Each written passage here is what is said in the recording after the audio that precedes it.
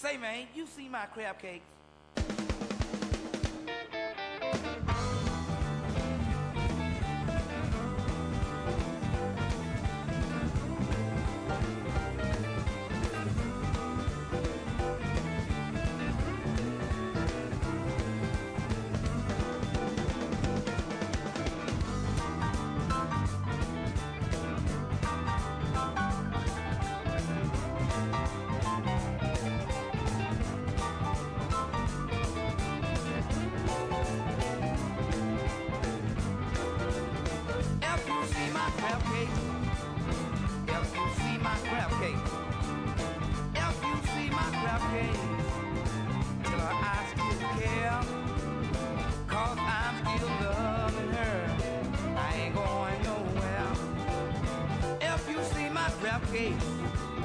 Till I'm all alone. If you see my crab cakes, tell her things went wrong. Don't call on the phone and bring a black drawers home.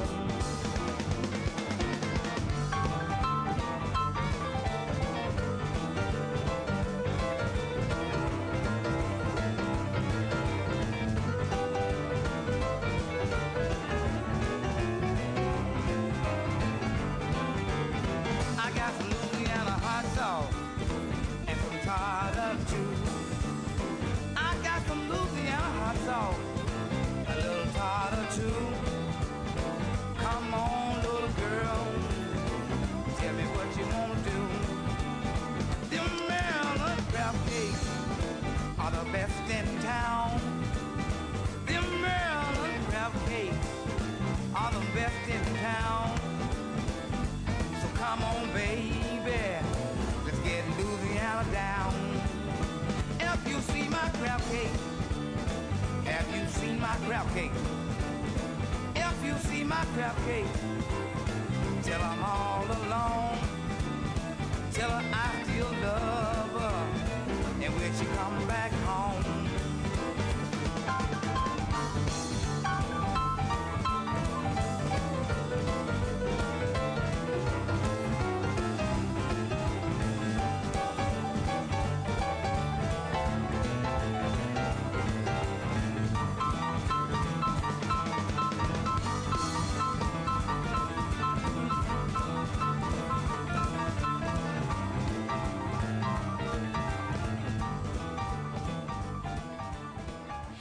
It's now time for Talkin' Boxing with Billy C.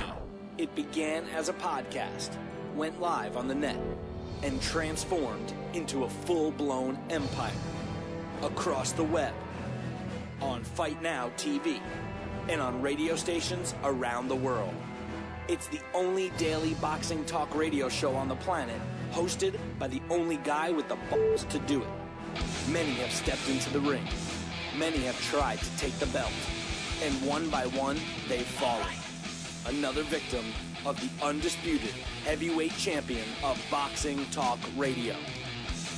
Talkin' Boxing with Billy C. is on now. My style is impetuous, my defense is impregnable, and I'm just ferocious. I want your heart.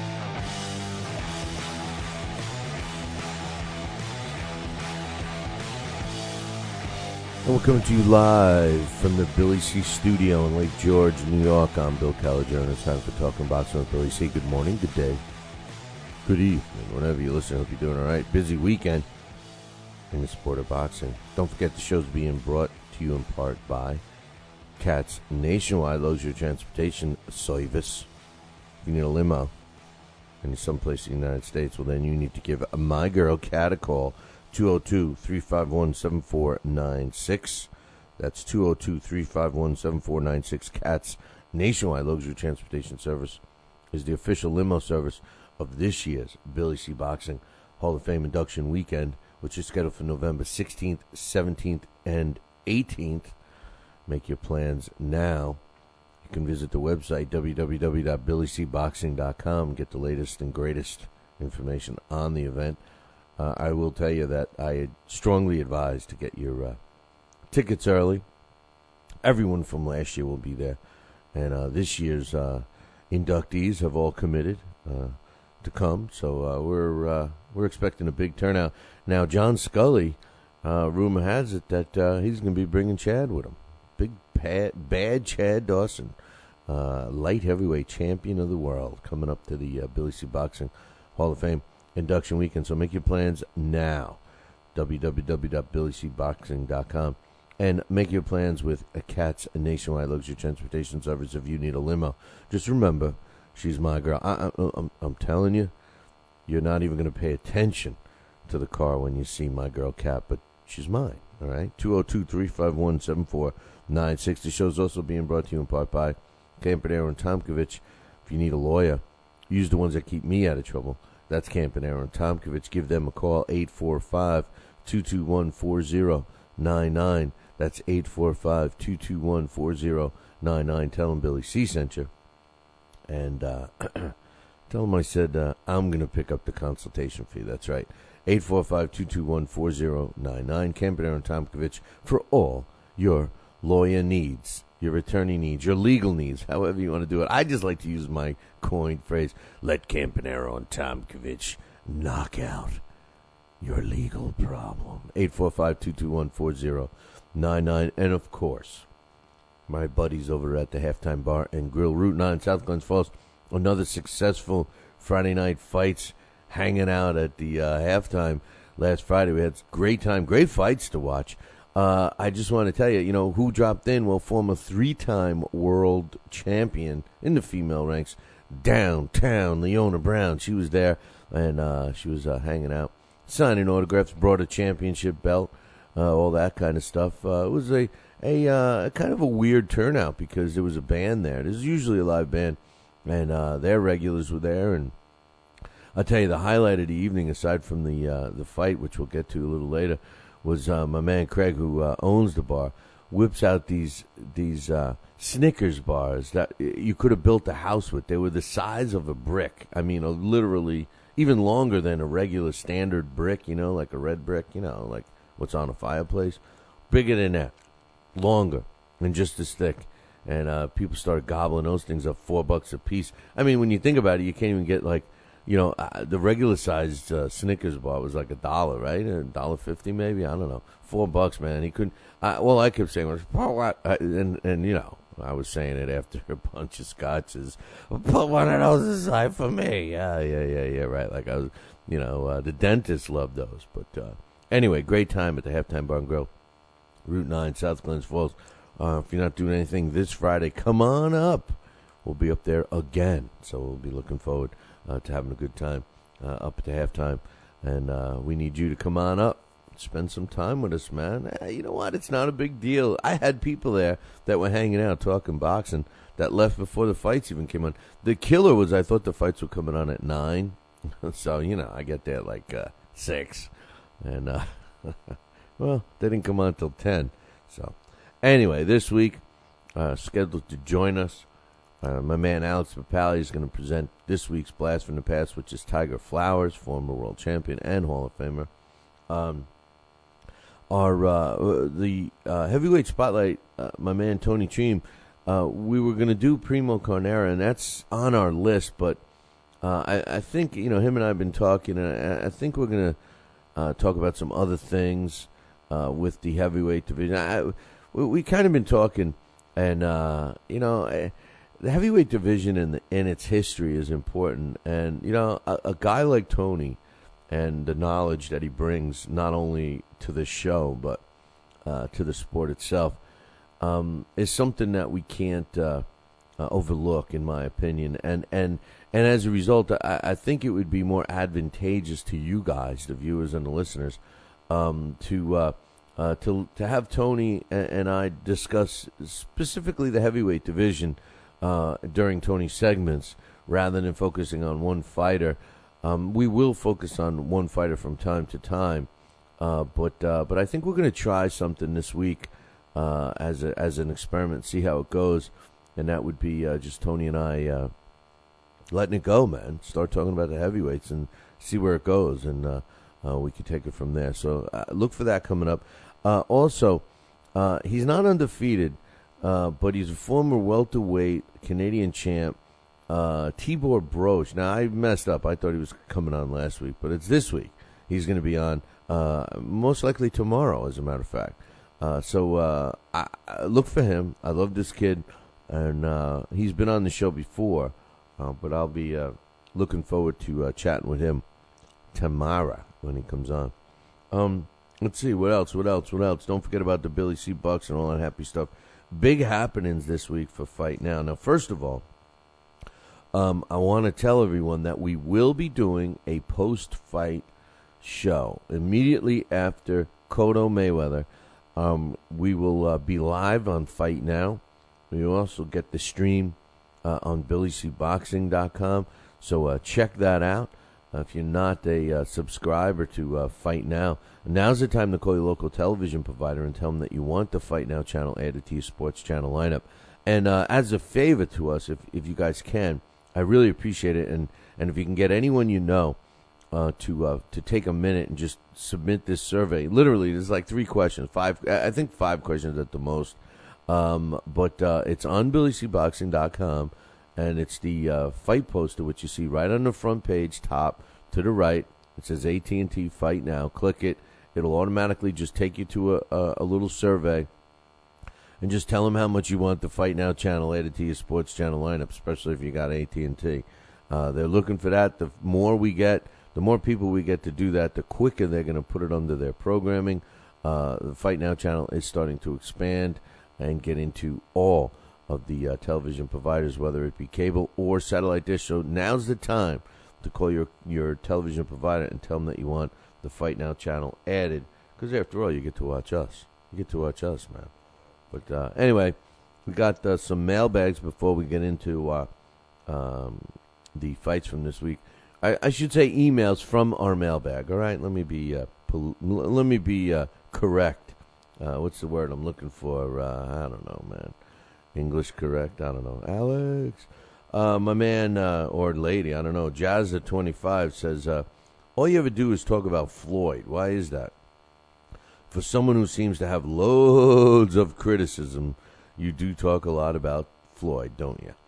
The only reason why I talk a lot about Floyd, Jazzy 25 or whatever, Jazma 25, is because of emails. That's it, because I particularly don't care much for Floyd, and I only respond to the emails like I am for you. So that's why. So lately, the listeners have been great.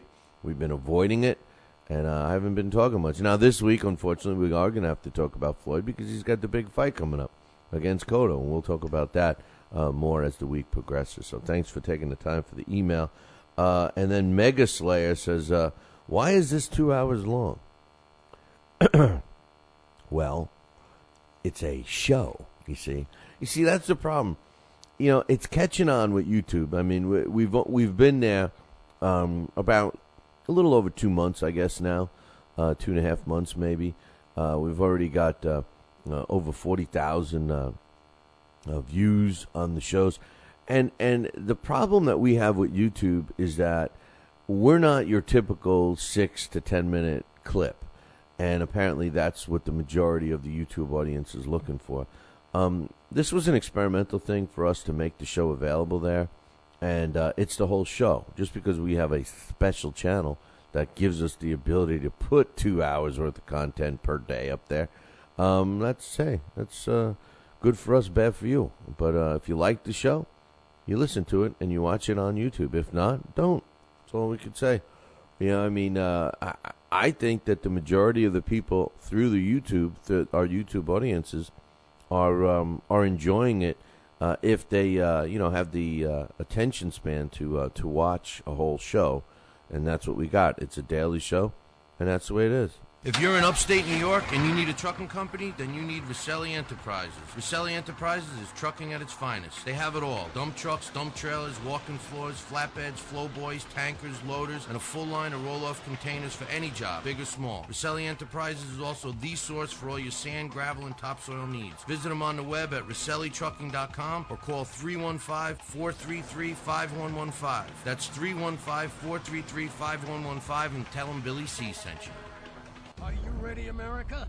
Then let's get it on with Fight Now TV. It's time, fight fans. Your channel has arrived. All the fights, all the names, all the action. From world-class boxing events to mixed martial arts showdowns and other combat sports matchups, Fight Now TV delivers the hits and more. Call your television provider and tell them you want to get it on with Fight Now TV. For more details, go to fightnow.com. We've got a great matchup tonight. Fighting out of the left corner is the #1 ranked contender. No, he is not. I'm sorry, but who are you? I am the ideal computer. I am programmed to provide only fair and unbiased boxing rankings. This fighter is the number 15 ranked contender. Fair and unbiased boxing rankings? That's a new concept. Actually, it is not. The IBO has provided unbiased computerized rankings for many years. Well, we've still got a great fight tonight, folks. In the left corner is the number 15 ranked contender. The IBO, the champion of integrity. Learn more at IBOboxing.com. Check out BillyCBoxing.com now, or feel the wrath of the mighty mustache. Oh, that hurts. Why are you doing that to my face? I hate you. I hate you. That's BillyCBoxing.com. Consider this your warning. As a young boy, all Billy C dreamed about was one day having his own catchphrase. And we're back. And we're back. One boy, one dream, one day, everyone will say. And we're back. And we're back.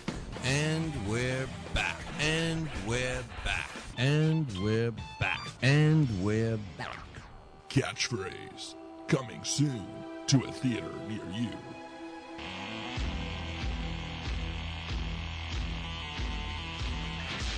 And well, back. Sounds like my Dark Shadow voice. Anybody that knows that. You're listening to the Talking Boxing with Billy C, our radio show. You're watching a replay on LDL TV. You're watching it on YouTube. You're watching it on podcast. I don't know if you're watching it at all. Of course, I know some of you are. But anyway, we got the emails we're going through. Oh, yeah, don't forget, check out the website, www.BillyCBoxing.com. There'll be a new poll question up, so if anybody still thinks Bernard Hopkins is worth the price of a ticket, now's your chance to vote for him. I just hope I never see him again. Unfortunately, I'm sure we will, but that's my opinion. Anyway, Hawk says, good show again, thumbs up. Talking about last Friday's show. Thank my man Hawk. We got an email from what's it say? O'Neill C. Ballack, whatever your name is. I can't read it. He says, I think this is referring to the Hopkins-Dawson fight from Friday. He says, I think Dawson will win, but Hopkins will make excuses, and Hopkins will cheat in the ring. I believe Hopkins will continue his career and still box after his defeat against Dawson, just like Jermaine Taylor and just like he did against Jermaine Taylor and Joe Kagzagi. What is it? One Neil C. Ballack or whoever you are. You hit it. You hit it on the head, man. And I know that you put this in before the fight, so congrats on that. Thanks for taking the time. My man Master Blaster, who is always coming up with something every day, which I appreciate. He says, this is concerning the government-run commission we were talking about on Friday. He says, I agree that the government running boxing directly would be less than ideal, to put it mildly. However, I think the government could set a basic code for all fight sports. This should include medical clearance from an independent source at least once a year, plus more stringent drug testing. Without a law, these guys will never change anything, and boxing will not get respect from mainstream sport. You look just fine, by the way. What, me? What, being a fat bastard? Is that what it is?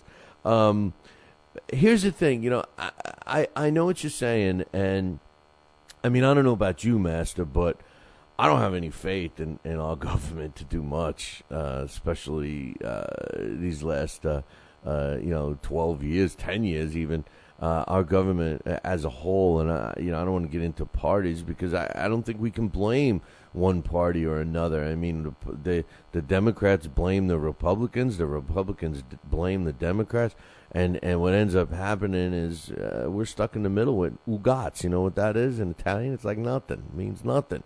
And I wouldn't want to rely on the government because it would be run by elected officials. However, the twist that you put here, which, could work, is that if you had an organization like the ABC, now remember the ABC Boxing Commission or Boxing Rules, whatever, ABC Boxing Commission is set up as a voluntary, you voluntarily join it, and, they come up with the rules, and only on a voluntary basis do the other commissions listen to them.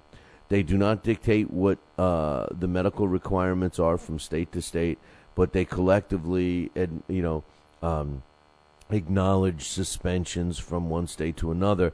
So an organization like the ABC may be overseen by the government to make sure that there's no shenanigans going on, could be the answer. So, where you don't have the government really involved, but they're kind of just policing the ABC and let the ABC police boxing. But the problem is that the commissions would have to, on a voluntary basis, would have to come and say, listen, let's all combine and follow the same medical requirement and drug testing requirement and blah, blah, blah, all those things. Right now, federally, the government can't tell New York State that they have to follow the same rules as Tennessee, or Tennessee to follow the same rules as North Carolina, and so on and so forth, because that goes against the state independency. Each state has their own rules. It's just like the weed, the marijuana stuff. California has and other states too have the medical marijuana. So you're allowed to do that, but that doesn't. That the feds can still raid those places. So in other words, in the state of California, if there's a medical marijuana place, I don't even know what they're like. I've seen the ads. People sent me magazines that on the back cover, there's like all these ads for this stuff. They're okay. You can go into that store, and it's providing you have the prescription or whatever, however the case is for you to get it, you can get your medical marijuana. However, that same store could be raided by the feds, by the federal government, and be arrested and shut down and everything else outside the state of California's jurisdiction. So it's something similar to that, where, yes, the feds could, the states could all collectively agree on something, but the government can't control what goes on in that state. So I think that if the government oversaw something like the ABC, that may be the answer. That may be because I think that if all the states had the same medical requirements, that would open the doors for boxers. Because a lot of times a fighter, like, I'll give you an example real quick. In New York State, I know for a fact, because this is the state I live in, and I promote it here, and I promote it in other states as well. And in New York, they require a lot of medicals, head scan, eye scan, all this stuff. And a lot of fighters won't come to New York because of those strict medical requirements. However, the fighters that do fight in the state of New York, they end up with all these meds that they can go fight pretty much anywhere, and I think that if all of the states had the same medical requirements, it would open the doors for fighters to be added to cards outside their home state. So I think there's some benefits for the promoters and the sport in addition to protecting the boxer. So good point from Master Blaster there. And finally, the last email I have is from my man Bajorn. He says, two things they both have to deal with Top Rank. He says two things. They both have to deal with Top Rank. Oh, okay. I just got to get used to everybody's little shorthands that they write. He says, I have never said a fighter is ducking another fighter, but in the case of Chavez Jr., he or Top Rank is ducking Sergio. And forget about Floyd and Pacquiao. This is a case of extreme hand-picking, and his father should be ashamed. I think that there is a good chance that they don't want to fight Sergio, but I also believe that, and I strongly believe that one of the biggest obstacles is the fact that these guys aren't under the same banner, and Sergio Martinez is not willing to, sign up with Top Rank should he beat Chavez or whatever. Now, I think that gap is closing because of the Andy Lee Chavez Jr. Now, remember, Andy Lee is promoted by the same promoter that Sergio Martinez is. That's Lou DiBella. So maybe it is getting a little closer. But you could be 100% right on, Bajon, that the bottom line is that Chavez Jr. doesn't want any piece of Sergio Martinez. And quite honestly, I don't know why at this point. I see a lot of holes in Sergio Martinez's armor, and I know he's a hard fighter to fight, but Julio Cesar Chavez Jr., in my opinion, has proved that he's come a long way. Hey, listen, if he cuts the ring off against Sergio and can get in close and work the body, it's a good fight. The question is, can he do that? Can Sergio Martinez pick him apart? So his second comment is, I always forget Pacquiao is suing Floyd for basically trash talking. I was watching a video where NBA players were talking about how big a trash talker Michael Jordan was. We've all seen Ali just disrespect fighters, calling a black man an Uncle Tom is about as bad as it gets. He's referring to what he did to Joe Frazier, especially at that time, which is 100% true. But the difference is years ago when someone talked trash, the other person said, I'm going to shut them up in the ring, on the court, etc., etc. It sounds weird to say a boxer is suing another one for defamation. To me, it shows a mental defeat on Pac's side, or Aram put him up to it, and I have to lean towards the latter. He says another example is Tyson said he was going to eat a fighter's kids. Should that result in us suing him for terrorist threatening? Good points by Bjorn, and I like them so much. I need to hold that thought because we're going to take a break, and when I come back, I'm going to give you my thoughts on that kind of trash talking and what it means today, what it meant yesterday, and what I feel about it all in all. I mean, especially about this lawsuit and what I think it means. Are you ready, America? Then let's get it on with Fight Now TV. It's time, fight fans. Your channel has arrived. All the fights, all the names, all the action. From world-class boxing events to mixed martial arts showdowns and other combat sports matchups, Fight Now TV delivers the hits and more. Call your television provider and tell them you want to get it on with Fight Now TV. For more details, go to fightnow.com. Broadcasting in all corners of the globe, on the web and radio. He would scoff at a stretch of that man, I would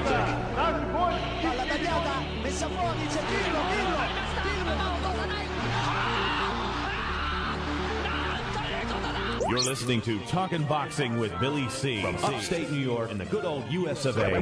Boxing is here to stay because we are here to stay. The best 2 hours of boxing talk on the airwaves. Hey, fight fans, check out KOFantasyBoxing.com. KO Fantasy Boxing is boxing's only trademarked fantasy game. Check it out, www.KOFantasyBoxing.com. Select your own gym, your own fighters, track them through a season that can last from 3 months to a year, depending upon which league you join. You got to check this out, man, www.KOFantasyBoxing.com. Join it today. Again, www.KOFantasyBoxing.com. And tell him Billy C sent ya. Now back to Talkin' Boxing with Billy C, the only radio host man enough to take a punch from Mike Tyson. Wait a minute, man. Hold on there. Jeremy, man, I need you to take this one, all right? Wait, what? No way. I can't do this. Need I remind you I'm Billy C, damn it? Now put on that mustache and get in there. Hey, look at me. I'm Billy C. Crap.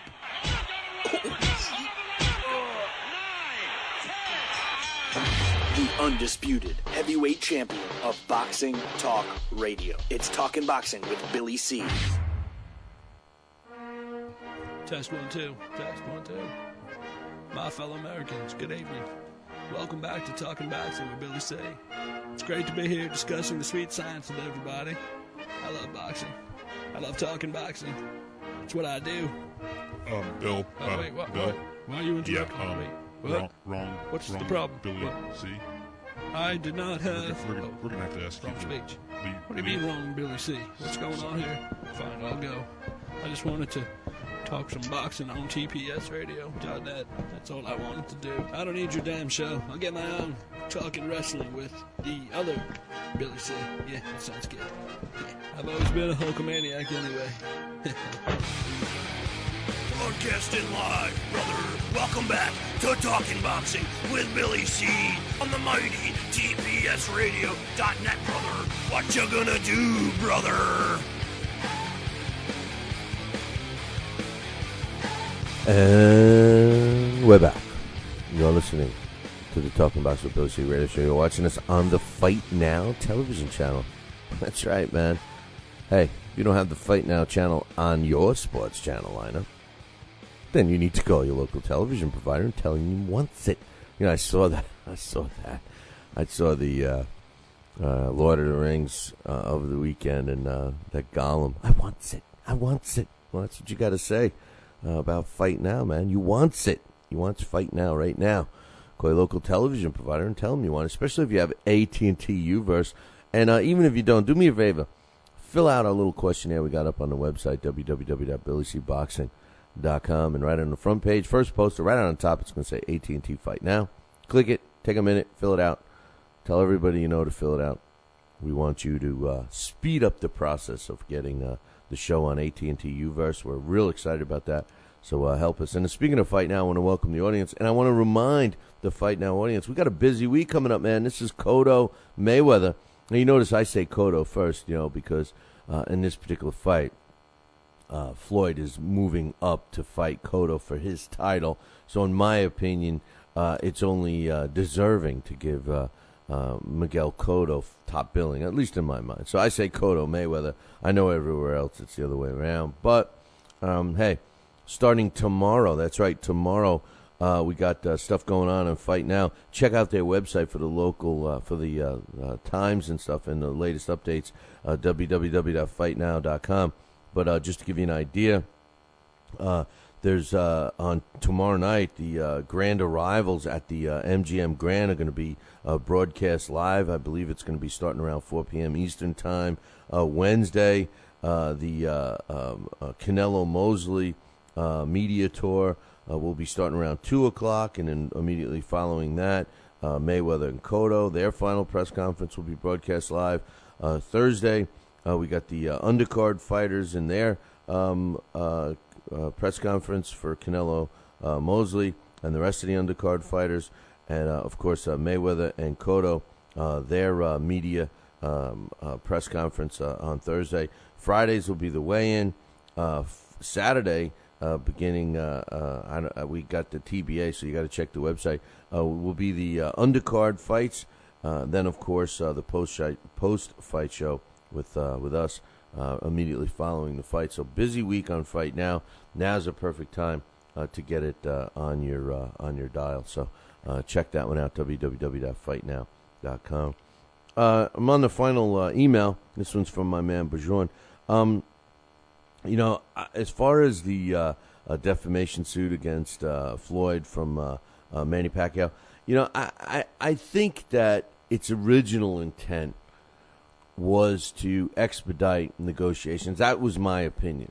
And I thought that they would drop that case once a contract was signed for the fight.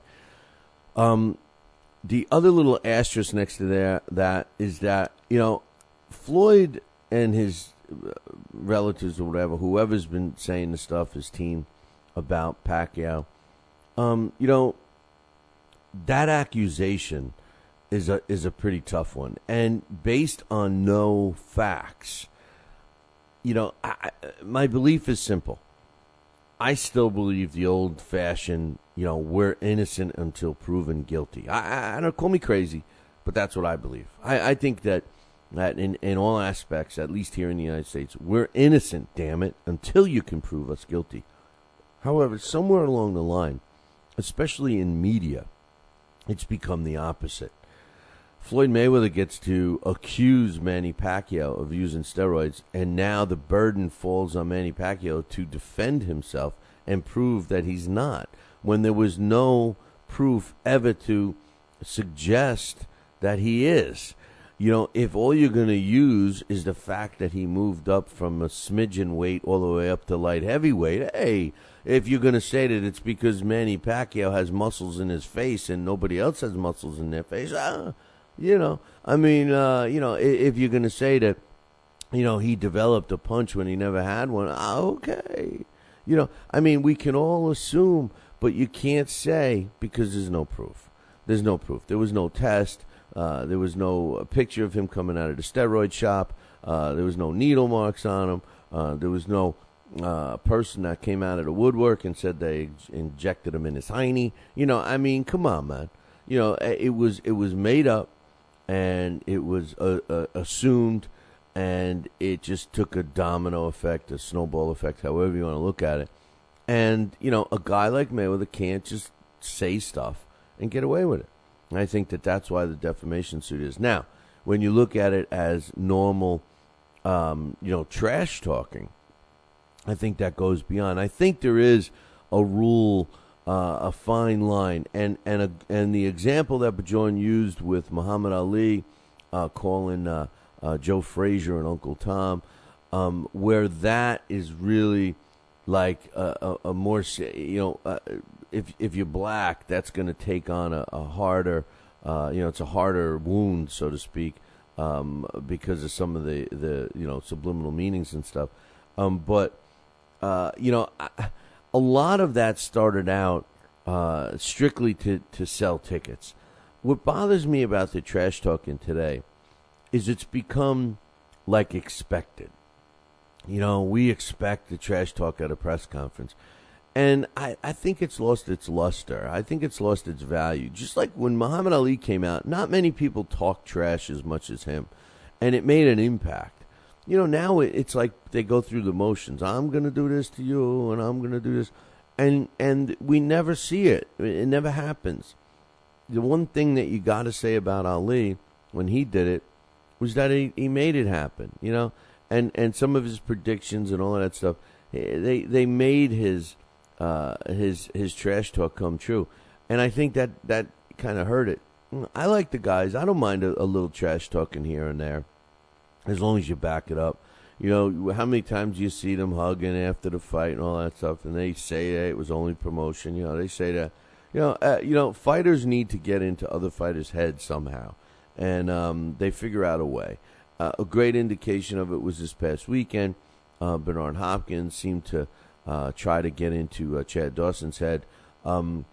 He didn't, but I think he was successful in enough of a sense that he prevented Chad from really unleashing on him, which I thought he should have, and all of that. I think Bajoran makes a great point, but I think that normal trash talk is slightly different than the defamation suit. So thanks to everybody for the emails, and let's start talking about some other stuff, like the fights that took place this past weekend. Paulie Malignaggi, let's start off with Sunday's fight. Paulie Malignaggi goes into the Ukraine and kicked some ass, is what he did. He went into the Ukraine and dominated Vysenchenko, and dominated him so much. Now get ready for this. Sit down. Get ready. I'm not going to be making a mistake here. You're going to think that I said something wrong, but I assure you I'm not. Paulie Malignaggi stopped Vysenchenko. That's right, 1 minute and 10 seconds into round numero 9. Paulie Malignaggi wins by TKO. Steve Smoger, which is one of the best referees out there right now, and a guy known to definitely let fighters continue and fight their way out. He's the one that stopped in. Sinchenko's face was swollen shut and was taking a beating. Fight was stopped 1 minute and 10 seconds. Congrats to Paulie Malignaggi, former world junior welterweight champion. Now he's a welterweight champion. He's got the WBA belt. He's improved to 31 wins, 4 losses, 7 knockouts, and this was his 7th one. You know, Dax Khan called me up yesterday and says, could you imagine that he got a knockout? He hasn't had one in years. And I said, wait a minute. I think he did. I think not his last fight, but the fight before, he came up with a knockout. And then prior to that, it was, I think Dax told me, from 2003. So he went all the time, almost 10 years, 9 years, or actually no, because he had that other one. But two knockouts in 9 years for Paulie Malignaggi. But I think this one means the most to him. So congratulations to Paulie Malignaggi. This looks like he's going to be coming back to Brooklyn, and he's going to open up the Barclays Center, which is the new facility where the Nets are going to be playing. They're going to be coming back to Brooklyn, or back to New York in Brooklyn. The Nets are an NBA basketball team. They've been playing in New Jersey for quite some time. They're going to be playing at the Barclays Center, which is in Brooklyn.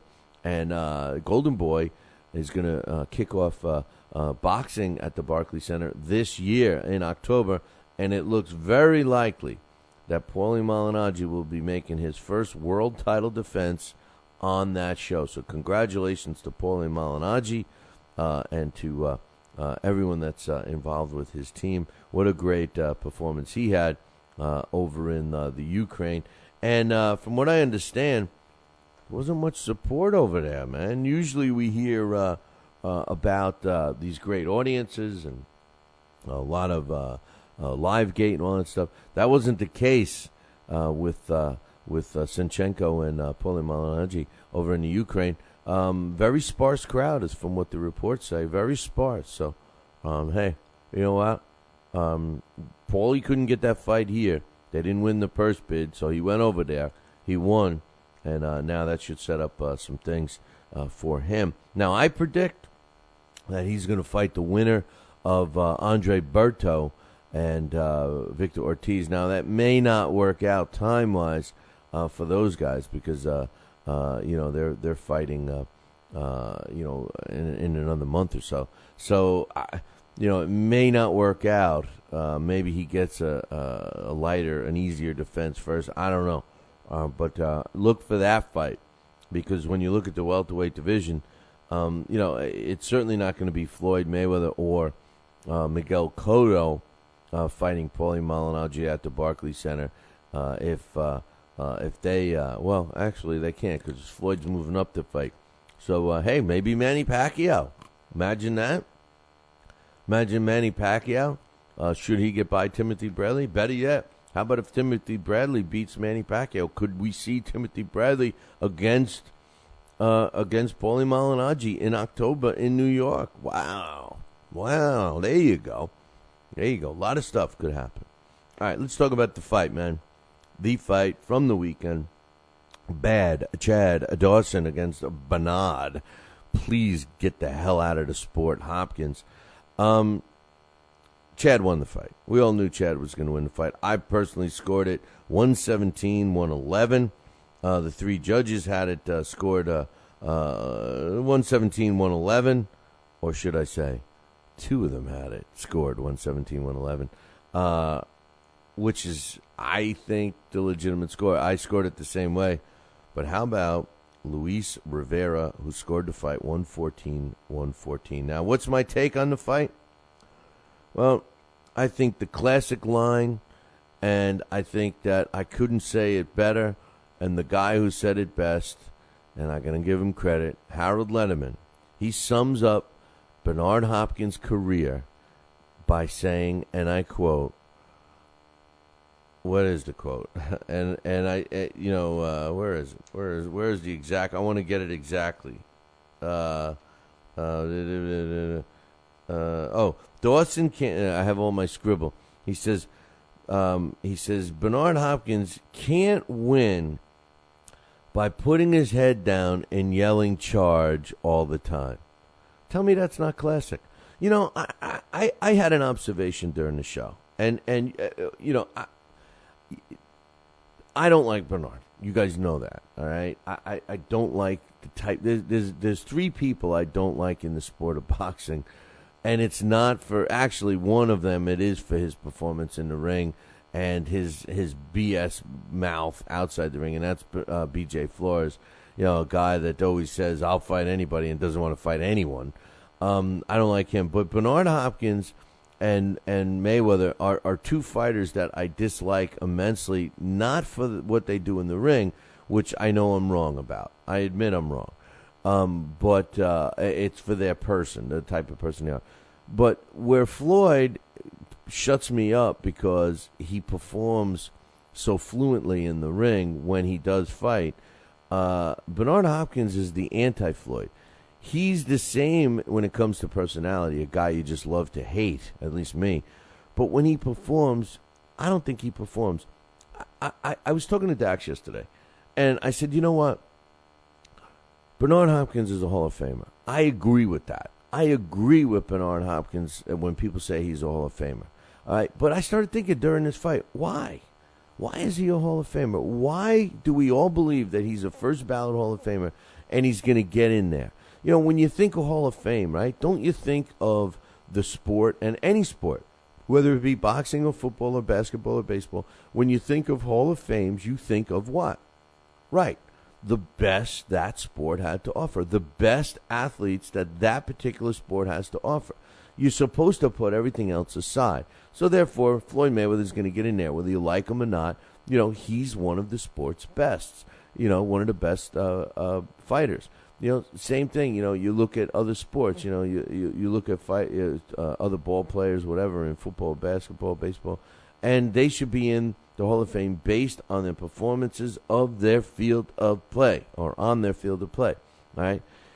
When I start thinking about Bernard Hopkins, I say to myself, okay, I agree, he's a first ballot Hall of Famer, but why am I putting him in there again? You know, and I came up with this. Bernard Hopkins is coming and going to make it into the Hall of Fame because of longevity. That's it. And you got to say that he has really good defensive skills. He's a slick boxer when it comes to that. He's able to roll with a punch a little bit. We saw it Saturday night. You know, it's hard to land a punch on him flush, whether he's younger, whether it was a young Hopkins or now pushing 50 Hopkins. He still gets credit in my book for that. He gets credit for longevity and lasting. He gets credit for his 20 title defenses. He gets credit for all of that. But being one of the best, and as far as skill set, I'm sorry. But with the exception of longevity and defense, he don't have anything else. You know, what Harold Letterman said, put your head down and charge, that is so true. I'm jotting down notes during the fight, and I'm saying Bernard Hopkins throws punches like a 4-round fighter throws punches. When you watch now again, I'm going to use the comparison with Floyd only because I can't stand both of them. But at least Floyd, when he delivers a punch, he's delivering his punches right. They're coming at you straight. He's turning his fist over right. You know, when he's avoiding a punch, he's slipping a punch smoothly, and he's coming back and he's counter punching. His punches are delivered fluently. They're delivered textbook. All right? So many other fighters are the same. We can say the same thing about them. Even young fighters. You can't say it about Bernard. He throws his punches wide. He's wild. He fights to me, he fights like what I call a street fighter. You know, the fights I used to get into in school where a guy just wails away and there's no sweet science to it. And that's all he has ever been. Go back and look at the fights. Go back and see it. You show me where this man has shown offensive skill set. So we put him in for his defensive skill and his longevity into the Hall of Fame. I buy it. But please, don't tell me, especially all the Bernard Hopkins fans, don't tell me for a minute that this guy is an all-time great. Because if we're classifying all-time greats now, for just being in the business for so long, that's a sad day in this sport. Sad day in this sport. Now, Chad Dawson didn't have a flawless performance, in my opinion. Chad Dawson could have taken Bernard out. If Chad Dawson would have listened to John Scully in that corner, Chad Dawson takes this guy out. But he didn't. Now, why he didn't, who knows? Maybe Bernard was tagging him a little bit, But I tell you, what was the most appalling thing to me? The most appalling thing, and I have some notes what round it was. It was round number 4. This was the round that he headbutt, Bernard Hopkins headbutted Dawson. He landed a good 1-2 headbutt. He comes in with the head, he lands it to the chin, to the mouth of to Chad, and then follows it up with a corner head. He's got to be one of the only fighters in the history that can come in and land a 1-2 headbutt punch. This is a guy that it goes in there. He was holding and punching in the head. He's a cheater. He's a cheater. Listen, you want to be a dirty fighter. You want to come in. You fight a guy like Bernard Hopkins, and you run the risk of never being able to fight the same fight again. And the reason isn't because he hurts you. It's because he headbutts you, and he puts scar tissue on your face so much that you're going to get opened up again the next time. And that's what Chad Dawson's going to have to deal with now for the rest of his career. He's got a headbutt gash on the side. That was a huge gash. Kudos to his corner for keeping it under control. But, I don't want to see a fighter like Bernard Hopkins at all. I can't stand him. I don't see anything that I can say he did well. Then, for him to come and cry about the result, saying he was robbed after the fight. Now, granted, I will tell you this. I don't want to hear from anybody, but he did come in a couple of hours later when he went into the press conference, or not hours later. Yeah, it was about an hour later for the press conference, and he did give Chad Dawson credit, and he wasn't crying as much. He ran off, wouldn't give HBO an interview, but he said, "Hey, I thought at the worst case it was a draw. I thought I won the fight. I thought it could have been a draw. I didn't agree with the decision, but kudos to Dawson." To me, that's a guy that is trying to. He's not going to retire. He's going to come back again. And another thing is who did the people come to see in that fight? Are you going to tell me that they went to see Bernard Hopkins? Who wants to pay? Now, we have a poll question right now. Is Bernard Hopkins worth the price of admission? 89% say no, that they won't even spend $20 to buy a ticket, let alone a pay-per-view. 11% say, yeah, he's still worth the price. I think that 11% was related to Bernard. I don't think he's worth the price of admission. I don't even think he's worth buying HBO to watch him. This is a guy that has been around too long. He should have went out on his horse. He could have been out on top. People would have forgotten all these negative things I'm saying about how he really can't deliver punches straight, how he's a headbutting, cheating fool, pushing, elbowing. Did he try to dive through those ropes? How blatant was that? When he stumbled through the ropes. I mean, come on, man. He was looking for a way out, and Chad Dawson was too smart for him and kept him in the center of the ring. That's even another. Now, he does do little slick moves, which I give him credit for, and I'm talking about Bernard. He was trying to keep Chad on the slippery parts of the ring. Did you notice that? He was trying to keep Chad, when he delivered his punches, where all the print is, that's slick there. All that, because it's like a silk screen. They put it on top of the canvas. So it's kind of slick. And I did notice during that fight that Bernard Hopkins kept trying to maneuver Chad into those spots before he assaulted his heads down, charge away offense. Listen, if you ever want to get a good copy of how Bernard fights, watch the Jean Pascal imitation of Bernard Hopkins. That says it all. And one other thing, Seth Mitchell was on the undercard of the broadcast, and he knocked out Chaz Witherspoon, which I give him credit for 100%. But let's put an asterisk next to that. They're saying Seth Mitchell is the future of the heavyweight division. Yeah, okay. Yeah, he's the future, and as long as there's no Klitschko's involved. Listen, make no mistake.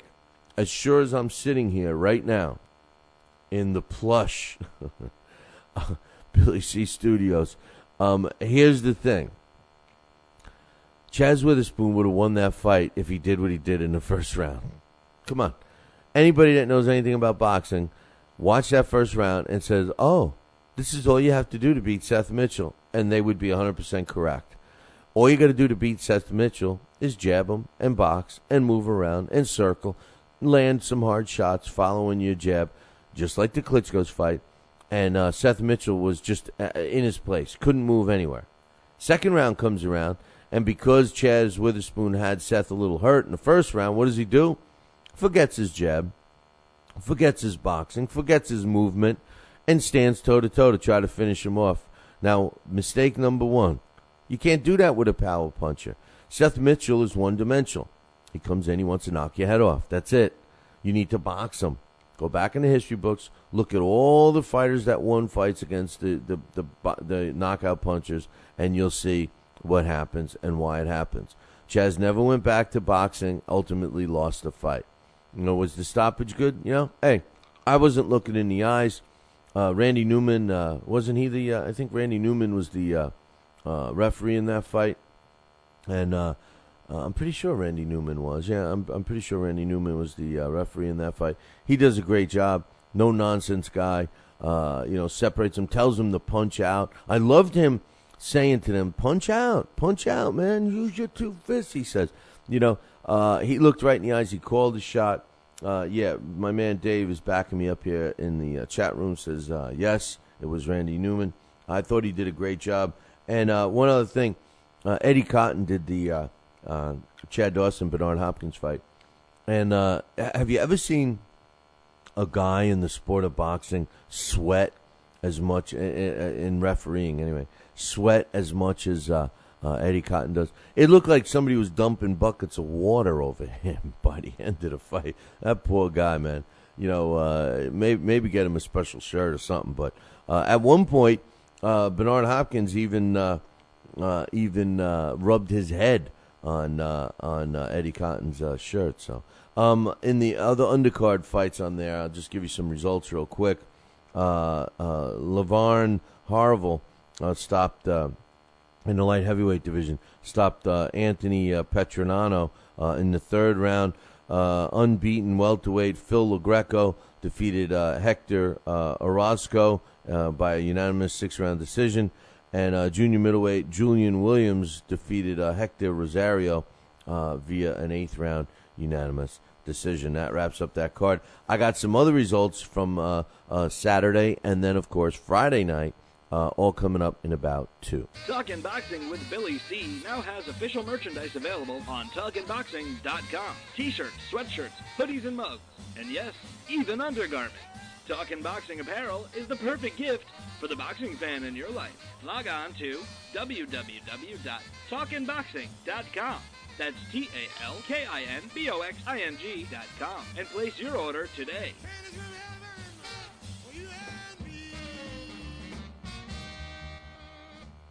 Join us here for 2 hours as Billy and the gang do what they do best. Every time I start talking about boxing, a white man got to pull Rocky Marciano out the ass. Rocky Marciano was good, but compared to Joe Louis, Rocky Marciano ain't. Beat Joe Louis's ass. Joe Louis was 75 years old when he fought. Huh? What? We're supposed to be talking boxing. It's Talking Boxing with Billy C. As Billy C sits here in the multi-million-dollar Talkin' Boxing Studios, sipping a fine wine before you're even out of bed, you should be thinking, damn, I wish I had a mustache like his. It's the Talkin' Boxing with Billy C show. He's Billy C, and you're not. Sucks to be you. Now let's dig into our archives and hear a rare interview when Billy C first became the champion of boxing talk radio. Hello, Billy C. As the new champ, can we ask you a few questions? Why, certainly. Okay, your fans would like to know how you and your corner have successfully walloped the competition. We're not ordinary people. We're morons. Anything else? I'm a victim of circumstance. Did your success finally come when you made the show 5 days a week for 2 hours? What do you think? I'm trying to think, but nothing happens. Now, please tell the listeners what you've learned from making it this far. Certainly. If at first you don't succeed, keep on sucking till you do succeed. Great words of wisdom, Billy C. Keep up the great work as the undisputed People's Champion with your show, Talkin' Boxing with Billy C. Any last words to anyone who's listening? This is your fault, you bonehead.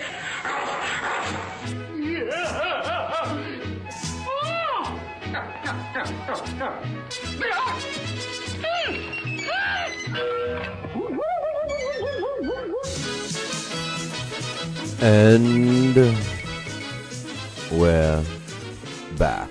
You are listening to the Talking Boxing with Billy C radio show. You are watching us on the Fight Now television channel.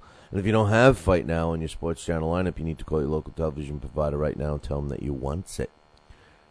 All the information about Fight Now can be found on their website, www.fightnow.com. Don't forget, busy week starting tomorrow on Fight Now, leading up to the Cotto-Mayweather fight this weekend, including the fantastic capping off a great week of Fight Now for Cotto-Mayweather, and that's with the Billy C. Post-Fight Show. That's right, we're going to be doing a post-fight show right after Cotto-Mayweather. As soon as it's finished, come on over to Fight Now and check it out. We will have our BillyCBoxing.com chat room open, and we'll actually stream it through our site as well. But other than that, you'll have to watch it on Fight Now. So now's a great time to get Fight Now added to your sports channel lineup. Don't forget, every night is Fight Night on Fight Now, 10 p.m. Eastern. Check out the website, www.fightnow.com. I'm going through the fights. I just covered the two biggest ones, I think, in my opinion. Paulie Malignaggi coming out, the victor out of the Ukraine. He's now the WBA welterweight world champion. And then also Chad Dawson finally beating Bernard Hopkins, getting Bernard Hopkins to finish a fight was a feat in itself. My big hang-up is I like all of Bernard Hopkins fights. It's a boring fight. One of my other issues with the fight was some of the post-fight stuff, and the sadness. It's sad how what's become in this sport. And earlier I was talking about Martinez and Chavez Jr. and we had a mailbag. Feeling basically the thoughts were, Chavez Jr. doesn't want to fight Martinez. He's avoiding him. Blah blah blah blah blah. And here's how bad it is when you get a guy like Andre Ward, who many believe is in the top 3 or 4 pound for pound. Many believe one of the most talented fighters active today. And you got the WBC puts him as champion in recess, which is total BS. I recall, and maybe my guys here in the chat room can back me up on this. I recall about a month ago him coming out with a press release saying that his hand was healed and he's ready to resume training and he's ready to go. It won't be 6 months till June 15th or whatever it is. I think it's around June 15th where it would be 6 months of inactivity. And I thought that the WBC, from what I know, the WBC gives you 6 months to make a mandatory defense. No one has I haven't heard the WBC issue any kind of statement to Andre Ward saying that his mandatory defense is so-and-so. All I've heard from the WBC is that they're going to strip him and classify him as a champion in recess so that they can get another sanctioning fee. The WBC should be boycotted. No, everyone in boxing should avoid the WBC and their BS. They claim to be so good. It's not about boxing. It's about the WBC. They make me sick. And that move with Andre Ward is proof of the pudding. And here's the thing. What I was getting at being sad, Chad, and I should say instead of bad Chad Dawson, poor, sad Chad Dawson, because his promoter is Gary Shaw. Andre Ward's promoter is Dan Goosen. Between the two of them, they're looking for a big fight. Who's going to be paying it? Who's going to be the main promoter? Chad is saying that he'll fight Andre at a catchweight. Andre wants to move up to light heavyweight. I think that you're going to see that fight. I think you're going to see Andre Ward avoid Lucien Boutte and move up to light heavyweight to take on Chad Dawson. And you want to know something? I like Andre Ward against Chad Dawson. Chad Dawson does a lot of stupid things. He's got the talent. He won't let his hands go. He's got the trigger pulling problem or something. John Scully was begging with him through that fight to let your hands go, man. You're in tremendous shape. What are you doing? Take this guy out. And Chad wasn't. And I think that's been, if Chad has a weakness, his weakness is his inability to listen to his corner. And whether he doesn't trust them, whether he thinks he knows better, whether he's not hearing them, I don't know the answer to any of them. But I do know one thing. He rarely listens to his corner. He listened to John one time when John said, go out there and take it to him. He started the round really quick, and then that's it. It was like a flurry in the beginning of the round. It was terrible to see that fight as close as it was because I think Chad could have taken him out. Anyway, some other fights that took place. WBC featherweight world champ Johnny Gonzalez, my man, improved to 52 wins and 7 losses with 45 knockouts when he won a 12-round decision over Elio Rojas in Mexico on Saturday. Rojas drops to 23-2. The way the judges saw it was 116-111, 116-112, and 117-111. And hey, I knew this would be a good fight, and it certainly was. In the co-main event, Juan Carlos Salgado, he improved to 25-1 with 16 knockouts. He's the IBF's junior lightweight champ, retaining his title against Martin Herrero. And Herrero drops to a 32 wins, 7 losses, and a draw. The way the judges saw that one was pretty damn close. 114-112 twice, and one had it as a draw, 113-113. So we'll see if they do it again. I don't know. We'll see what happens. Roman Chocolito Gonzalez, he stopped his opponent in Ramon Garcia Morales in the 4th round.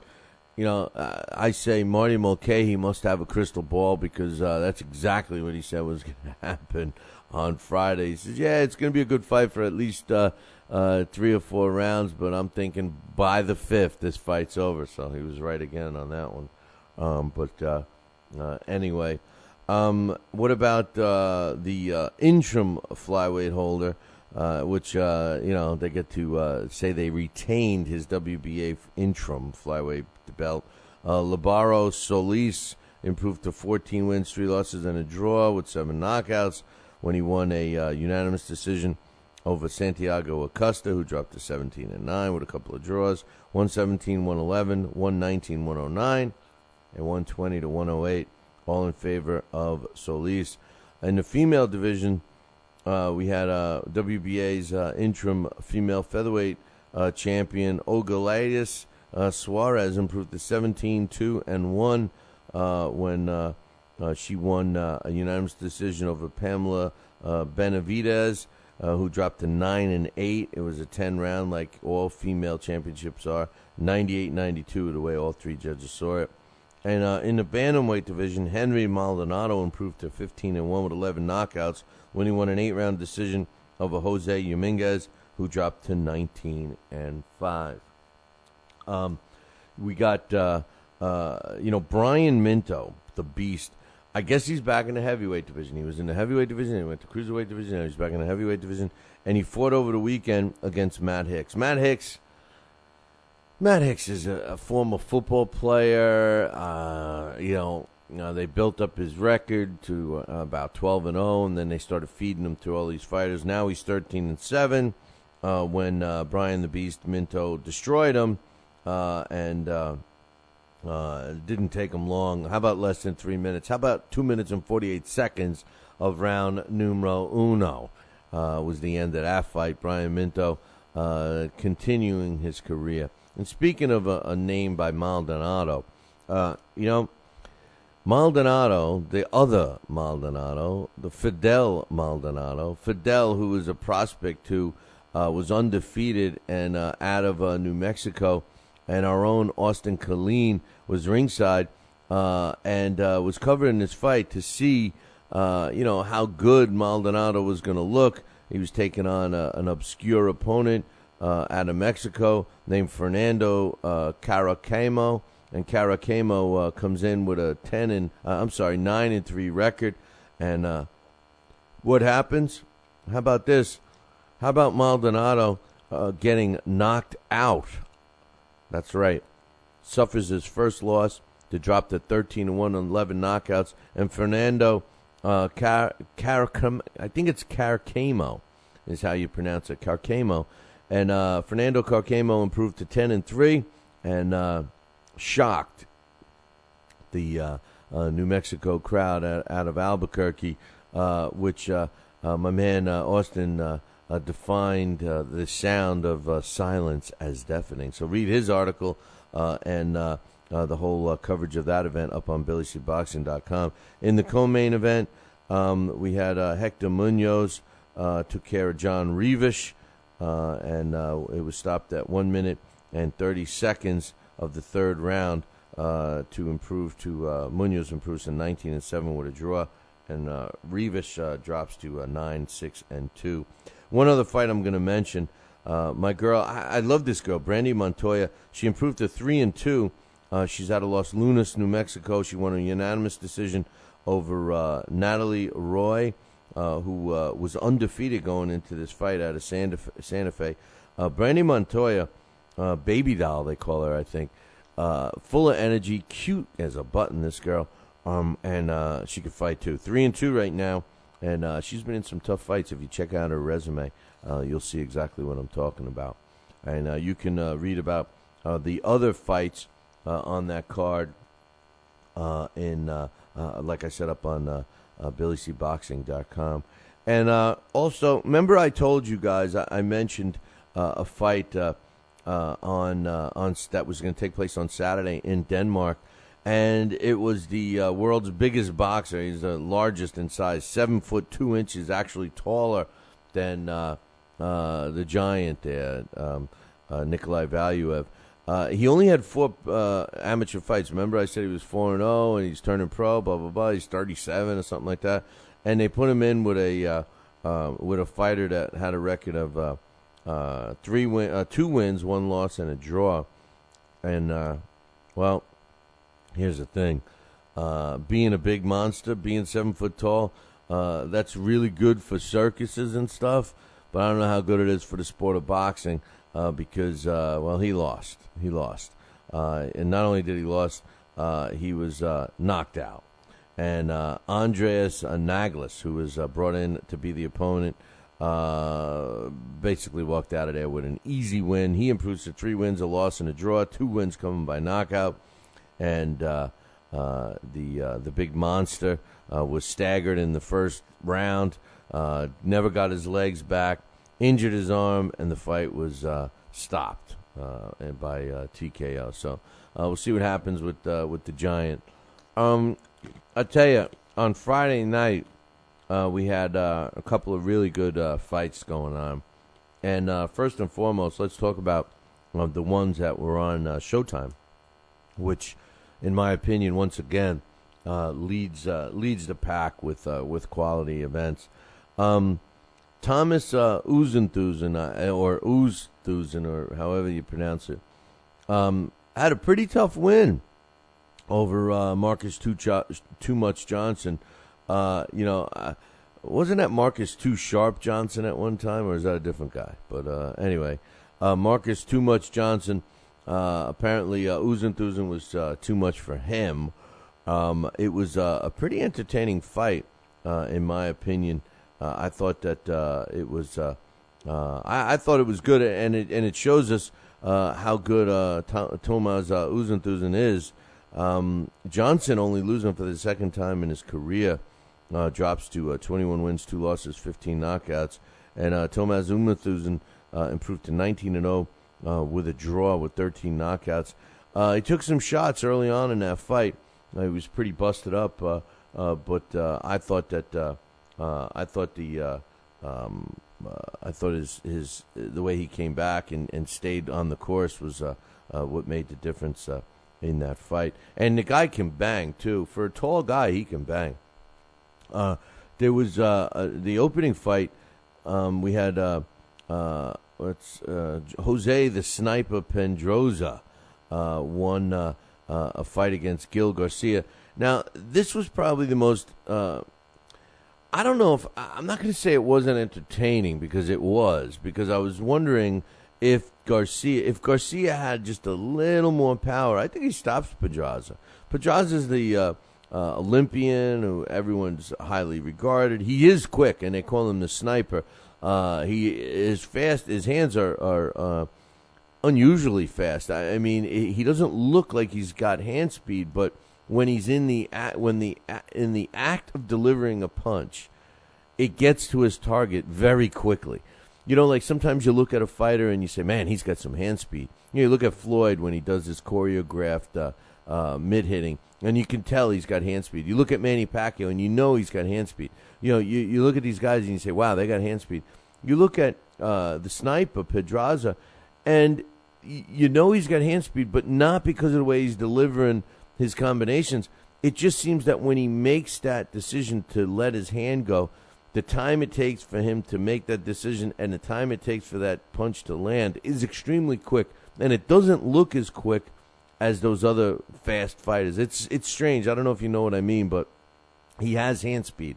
I'm telling you, he's got hand speed, but for some reason it just doesn't look it. It looks like he's got like a thrust at the end, you know, like you can almost see the punch, getting wound up, ready to come, and then all of a sudden, bam, it's there. It's like, what happened to the, what happened to the travel? You know, you don't see it on its way. But this kid, Gil Garcia, took a beating, and I think if he had a little more power, he might have even won the fight.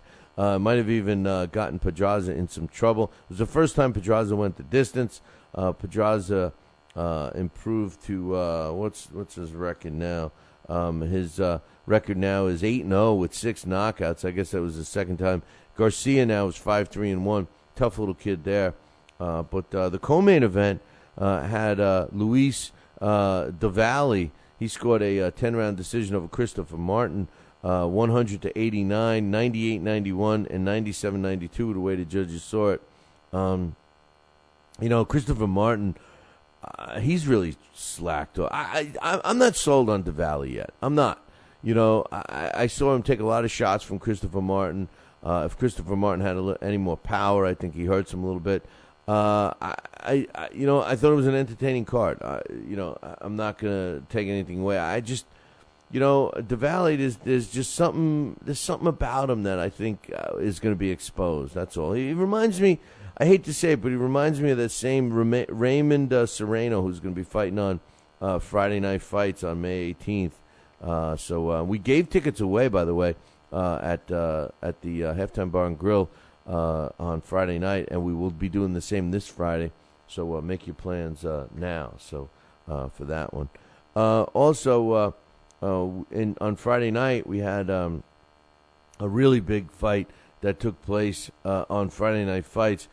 That really, in my opinion, tells it all. And we were at the Halftime Bar and Grill watching those fights and giving prizes away and what have you.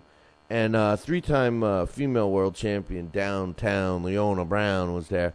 And she said it best. She says, why is this guy, we're watching the fight, and she's going, why is this guy, and she was referring to Salika, why is Salika playing with this guy?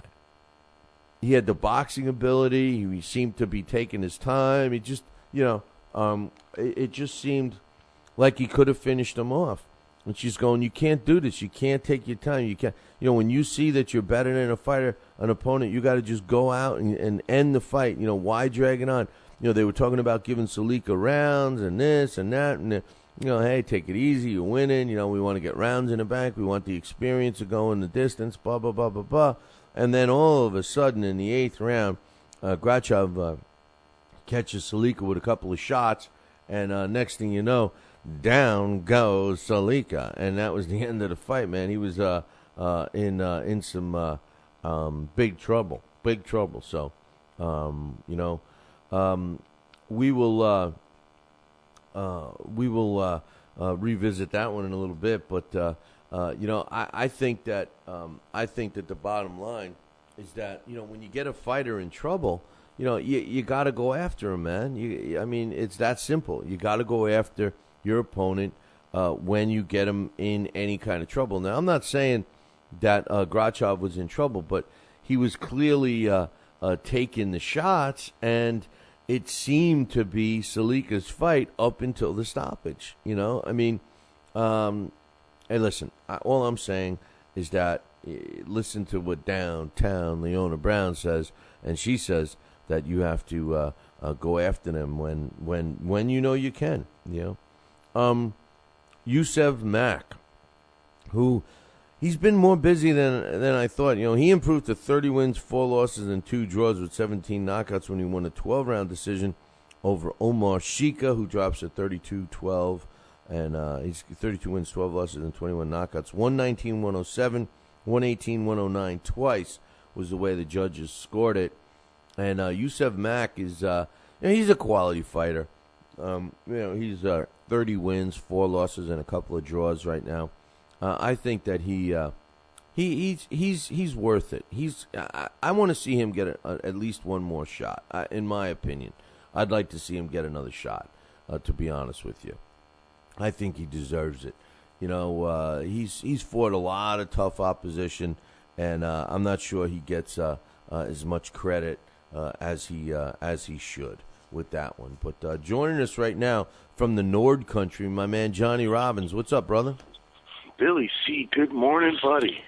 Hey, man, did you see the Chad Dawson Bernard Hopkins fight?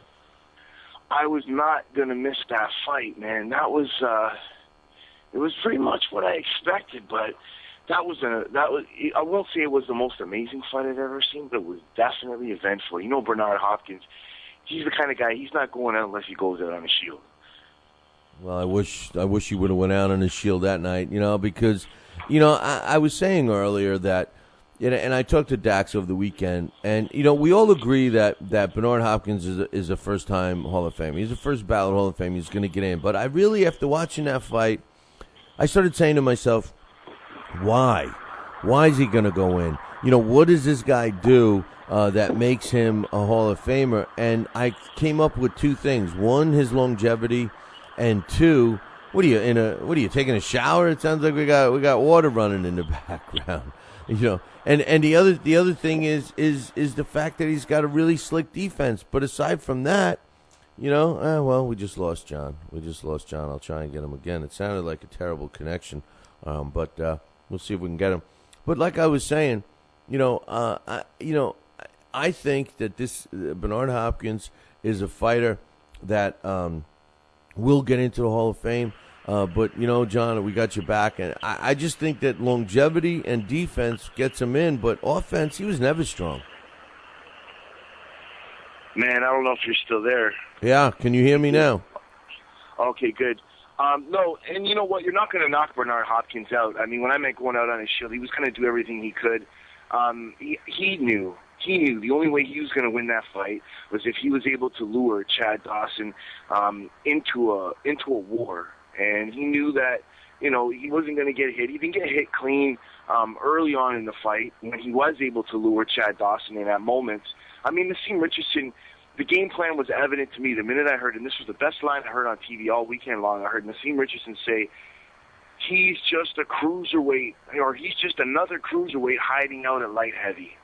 And as soon as I heard that from the corner of Nassim Richardson, I realized, the game plan's falling apart. Now Naz is trying to help lure him into a slugfest.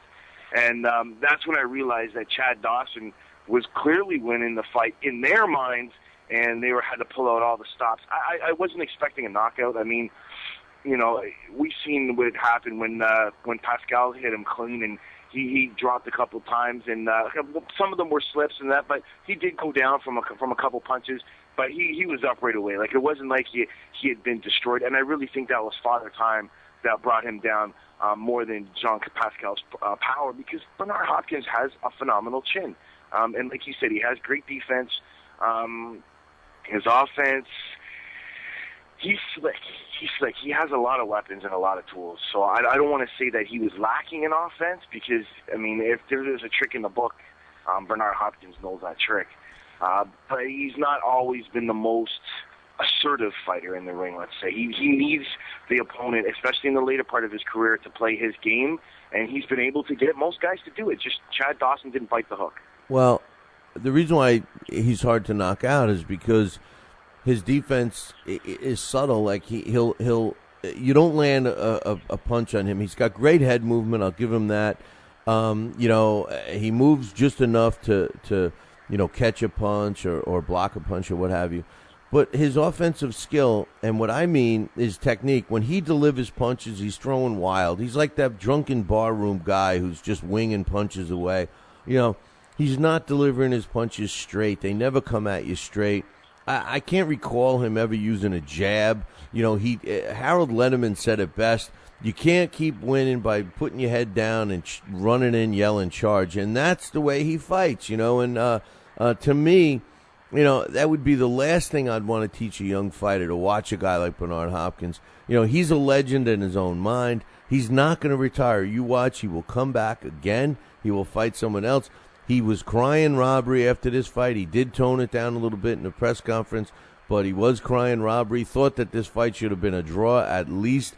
And the bottom line is, this guy can't draw flies at a garbage convention. I am totally, in the minority when I say that people went to that card. 7,000 people, they claim, showed up in Atlantic City. I think they were there for the Seth Mitchell and Chaz Witherspoon fight, and anyone that was in attendance for the Hopkins Dawson fight, which I'm sure they went for too, of course. I think Dawson had more fans there than Hopkins. He very well could have. There was, it wasn't like watching Bernard Hopkins when he, was supposed to be too old to really hand the beating to De La Hoya. Now, mind you, De La Hoya was past his prime as well, and he gained a lot of weight, but there was a lot more offense to that Bernard Hopkins than the Bernard Hopkins I saw with Chad Dawson.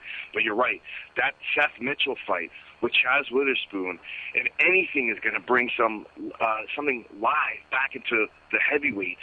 That fight's got to be the kickstart in at least North America, because everybody that I know that loves boxing was talking about that fight. And I was like, I wanted to talk about Dawson. I'm like, yeah, did you see it? That Bernard Hopkins, he lost. And they're like, I don't care. Did you see the heavyweight fight? So, everybody was talking about the heavyweight fight. Yeah, and I look at that fight and I say that Chaz Witherspoon could have beaten him if he did what he did in the first round. I don't know why he abandoned that game plan. I mean, it worked so well after that first round.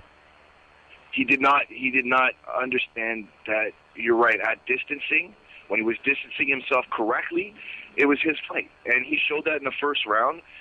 But full credit to Seth Mitchell. He got up, he switched the script, he changed the fight and his game plan, and he was effective doing it. And he was really effective doing it, and it was a real battle.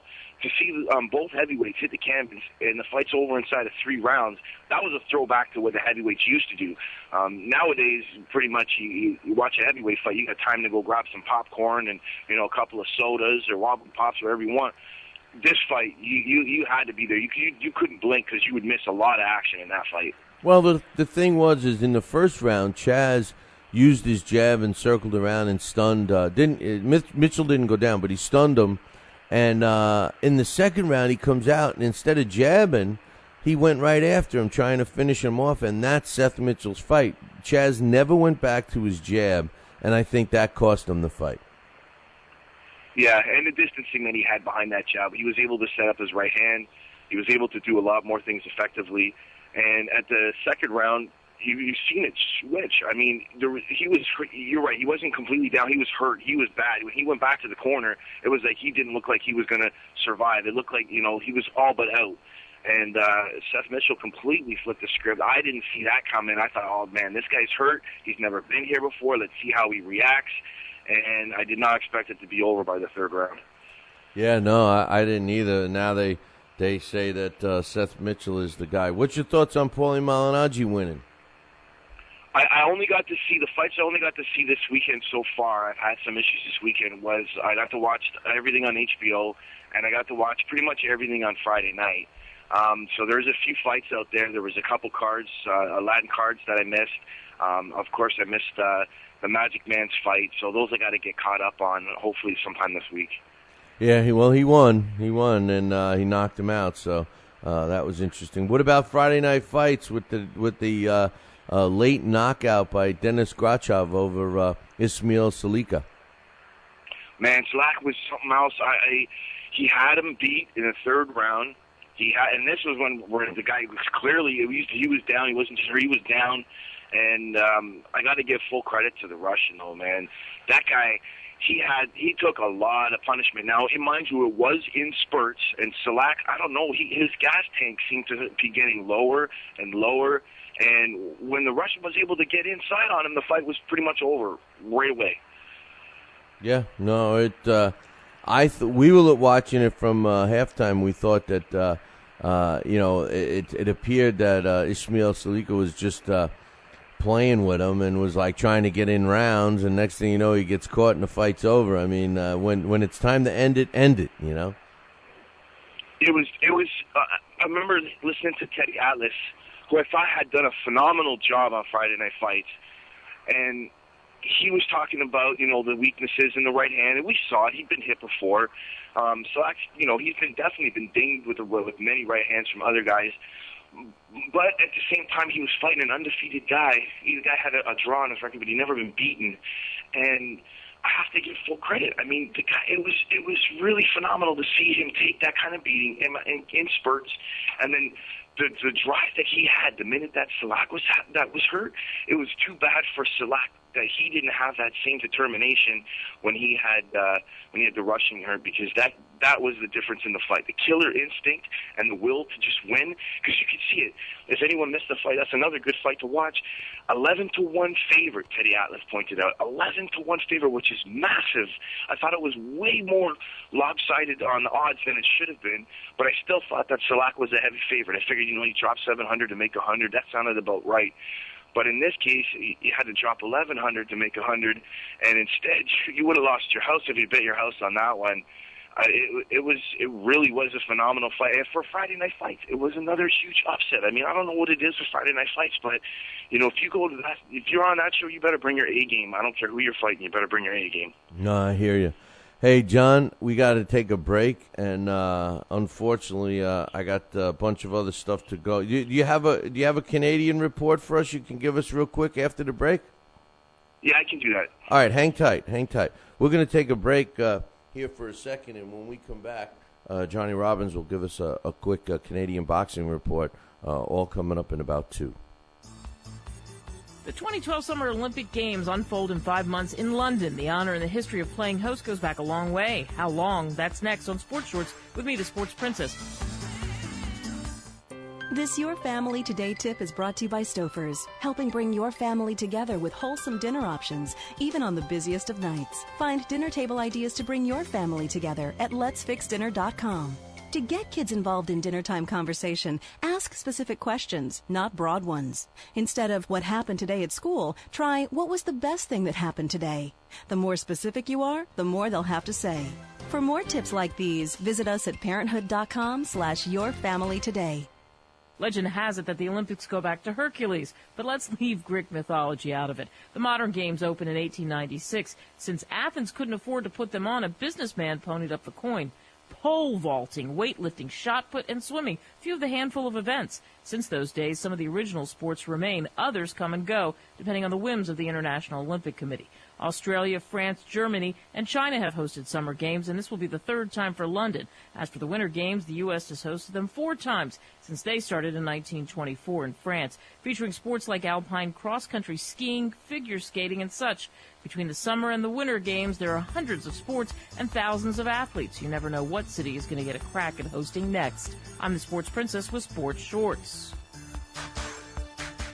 Now back to Talkin' Boxing with Billy C. He may not have an Excellence in Broadcasting award, but the night's still young. And he's got martinis. So you never know what may be by morning. It's Talkin' Boxing with Billy C. Talkin' Boxing with Billy C. The one, the only, Don King. Makes me feel good, Billy, to have you, the #1 show in the country, Talking Boxing with Billy. So I invite each and every American that's listening to this great show to tune in, because we want you to be there with Billy and me. St. Jimmy's coming down across the alleyway, up on the boulevard like it's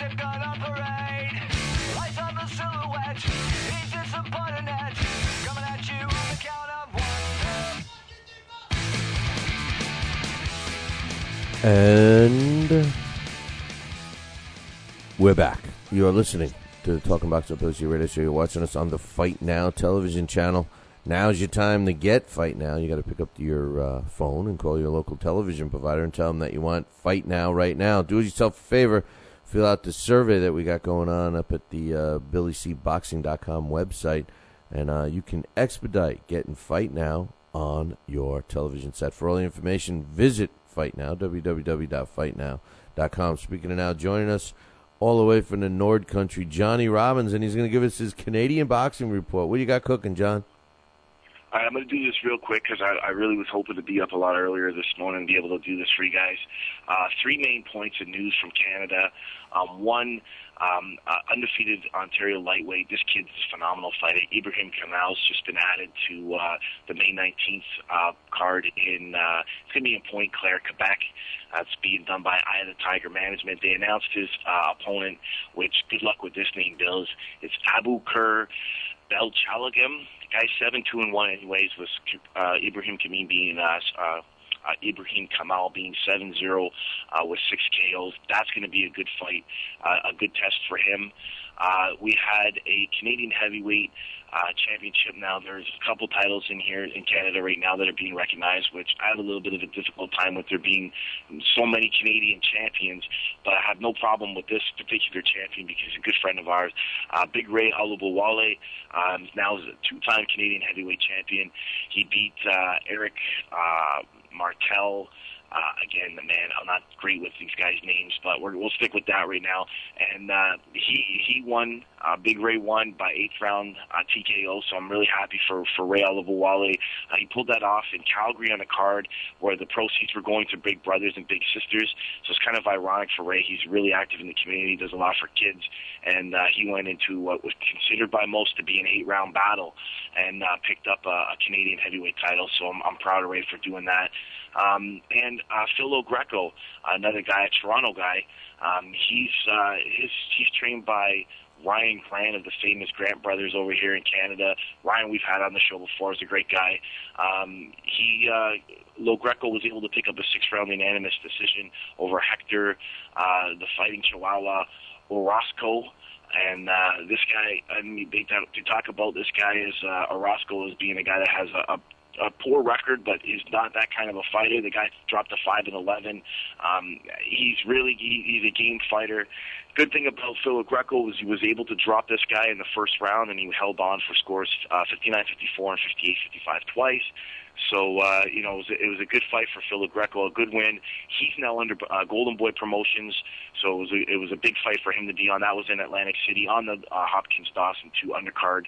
And that pretty much does what's going on over here in Canada right now, Billy. Who was the fight, the heavyweight Canadian fight? Ray, who did he fight? Eric Martel Brahal. Let me get this guy's name, man. They call him Martel, but it's Eric Martel Bohali or something. I'm horrible with you. I sound like Billy C today. What's his record? His record wasn't that good. His record, let me just double check, 7-2. Ray Alubawale on the flip side is 9-5 with 6 KOs. Ray's really a phenomenal specimen when it comes to physical athleticism at his age. This guy's right on the same cusp as a lot of guys. He's pushing 40. It's something different in boxing right now to be able to see guys go in there and excel. And at 40 years old, or just below 40 years old, he'll be 40 soon, Ray Alubawale managed to pick up a title. Again, they call him Eric Martel Bohali. I'm not even going to try it anymore. But his record was 7-2. Well, a win's a win, right? Pardon me? I said a win's a win. A win's a win, absolutely. And just as a side note, the fights that were on Friday, the Showbox ones, that kid Del Val, one thing that I noticed in this kid, and I've never really seen it before, he's a left-handed guy who stands orthodox, but with his feet just slightly shifted, almost square on the opponent. He throws a straight left hand. It was really, I thought, the difference in the fight with Christy Martin. He was able to hit him with it so many times. If you get a chance, check out the way this kid throws a power left hand in a jab, when it should be a jab. It's really not. And it's really, I love watching young guys that really take the sport and make it their own. I mean, Floyd Mayweather has made a career out of doing this. He does all kinds of things that you never see other guys do. But this young kid, Del Valle, that left hand that he's got, it's really a secret weapon. And of all those cards that I noticed this weekend, that was one punch that stood out that I was like, he did it multiple times against Chris Martin, and I was really impressed by that. Yeah, I don't know what happened to Chris Martin. He was a quality fighter, and he's been in some tough fights, and I guess we got to give Luis Davalle the credit. I mean, he beat a good guy. He beat a legitimate fighter in Christopher Martin. He absolutely did, and that was another action-packed fight from bell to bell. I'm taking absolutely nothing away from Chris Martin when I say the commentary was absolutely horrendous. I couldn't believe the way there was a 2-point round where they were calling Martin the whole round, and I was shaking my head. I mean, Martin hit the canvas. But take nothing away from Martin. He put on a phenomenal performance. Both guys got absolutely rocked in that fight. It was like rock'em sock'em robots. And at the end of the day, Del Valle, he won a fight that he should have been given the victory in. And really the difference in that fight was that left hand that kept coming out of nowhere. That was a beautiful punch. No doubt. John, I appreciate you coming on. We look forward to you next week, my man. Thank you again for having me, Bill. All the best, my friend. I can't wait to catch the end of your show. And I'm going to have to go in and, just like the premium subscribers and catch what I missed this morning, man. But thank you very much for having me on. There you go, brother. I'll talk to you later. All right. Ciao, Bill. That's John Robbins, my man from Canada, and giving you the Canadian Boxing Report, plus his thoughts on the big fights from this past weekend. I got some news to wrap up here as we wind down with the show. This whole UTEP issue with the Julio Cesar Chavez fight against Andy Lee, it's on again. It's on again. Oh, it's off. It's on. It's off. It's on. It's off. It's on right now. The officials have reversed the cancellation. The University of Texas El Paso, which we call UTEP, has said that they will announce that they will allow the fight, but they are putting some additional precautions in place. Like there's going to be no alcohol, there's going to be some other things that Top Rank is now going to reevaluate and see if they want to have it at Texas El Paso. It was released over the weekend that one of the reasons was that there was a security assessment done, and apparently word on the street, which nobody took claim for, but word out was that the two drug cartel leaders and their main officials or whatever in these organizations were going to be attending the fight, but they called a truce that no one would get hurt. There would be no violence and all of this happy stuff. That these two members, these two gang members, cartel members, whatever, from Mexico, would be in attendance. Not only them, but their cronies, their soldiers, their whatevers. So both sides were going to be there, and they had said that there would be a basically a treaty. There would be no war going on during the fight. And because of this report, UTEP decided they didn't want to take any chances. So now they're kind of putting the burden on the El Paso Police Department to see if they will ensure that there'll be no problems. And all of this is causing agita, which is like upset stomach for Top Rank and Bob Arum. So I guess they're going to decide whether they want to keep it there or possibly relocate it. They have another venue set up in Houston, so we'll see what happens up on that one. So we'll see what goes on there. Whatever. Hey, I don't know why. Whatever. I mean, my opinion is this. If they want to come over, if there's a drug war going on, any place would be considered a war zone. So if they had a truce and it was announced, I mean, come on. I think there's something more to it than that. But we'll never know. Christy Martin No, I know. She can't fight anymore. But she won a big fight on Friday because the jury in the case against her former husband, James Martin, who's 68 years old, was found guilty of second-degree murder attempted second-degree murder. He shot and stabbed Christy Martin in 2010 at the end of November, and he was on the run for a while. Then they arrested him, and he finally went in front of his jury of his peers, and they found him guilty. He's going to be sentenced in June 26th. He faces up to life. He's 68 years old right now. Apparently, what had happened, according to the court documents, is that Christy Martin and her now girlfriend, which is her name was Lusk, her last name is Lusk, was having an affair with Christy and her now girlfriend, Ms. Lusk. Sherry Jo Lusk is her name. And I guess James found out about it and kind of got a little mad and lost his mind. Was coming out of a serious time. Apparently, well, it's not apparent. We know that he had open heart surgery and he was not quite the same during his rehab. And he found out that Christy wanted to leave him, and it wasn't for a man, it was for a woman.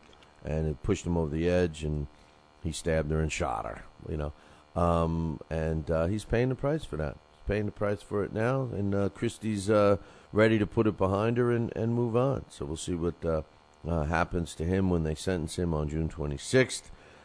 She was quoted as saying, this is, her prosecuting attorney, Ryan Vesco, said that this is Christy's biggest win of her life.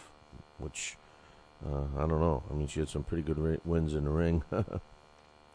Krzysztof Lazarek and Francisco Palacios is going to be, they're going to be having their rematch, and it's going to be taking place in Poland. I believe the first one was in Poland as well. This was a fight that I was one that thought Palacios won. Francisco the Wizard. He's 21 wins, 1 loss, 13 of his W's come by knockout. This is the cruiserweight division. Many think that Krzysztof Lazarek is the best cruiserweight in the world today. He is the WBC cruiserweight champion, and he sits on a record of 46 wins, 2 losses with 33 knockouts. And that fight is going to be a rematch, and it's going to be taking place. I don't know exactly when it's going to be announced real soon. But we do know that it's going to be in Poland, but I am not sure of the exact date. We will find out that as soon as it's announced. So we'll see what happens with that one. But I'm interested in that fight. When I watched the fight the first time, I thought that Palacios won. May 9th, which is coming up pretty soon, we're going to have a boxing event that's going to be in Lowell, Massachusetts. Now, what's the big deal about having a boxing event in Lowell, Massachusetts? Well, Mickey Ward and his brother Dickie Eklund, you know the story, blah, blah, blah. Not only do you know the story of Mickey Ward and Arturo Gatti, but the movie about Mickey Ward, which shows the life of both Mickey and Dickie Eklund. They live in Lowell. And there's going to be a fight Wednesday night. It's going to be at the Lowell Memorial Auditorium. And a couple of the fighters on this card are fighters that fight under the tutelage of Mickey Ward and Dickie Eklund, predominantly Sean Eklund and Joe McCready are going to be the fighters on this card. So we'll see what happens. Now, one of the other fighters that is going to be on this card is Vivian Harris. Now, Vivian Harris, I do that thumbs up, thumbs down now. And Vivian Harris is one of these fighters that should not be fighting anymore. And yet he seems to be busier than most. And it's a shame. just so you know, Joey McCready's 13 wins, 5 losses, and a couple of draws. He's taking on Benjamin Diaz, who's 11-6. That's the main event for the USBO, which is the United States Boxing Organization super middleweight title. The co-main is Eklund, Sean Eklund, who's got a record of 10-4 with 2 knockouts in a welterweight fight against James Ventry in a scheduled 8-round fight. And the rest of the card is not too bad too. It all features young up and coming fighters. Robert Stiglitz, I keep telling you I like this kid. He's one of these guys that seems to have gotten better as time went on. Well, it's a shame. He was supposed to fight Miguel Kessler. Then that fight dropped out because Kessler, I don't know, I think he hurt his toe like David Hay or something, some kind of thing. But now I think Kessler's already signed to fight again. But anyway, Stiglitz re-signed and was scheduled to fight George Groves. Well, now George Groves pulled out. So Kessler and Groves both pull out of a fight that's scheduled for this weekend in Germany against Robert Stiglitz. Now he had to pull in a last-minute sub. He's from Australia, and it's Nader Hamdan, who's got a record of 43 wins, 9 losses, and a draw. That's who Robert Stiglitz is going to take on May 5th in Germany. It's a shame. I wish these fighters would suffer more consequences for pulling out of fights, because when you get a fight like this that's so close, and I don't know what the circumstances were. I don't have it. If he injured himself or whatever the case was. All I know is Stiglitz's team says this was a short-term pullout. It was surprising.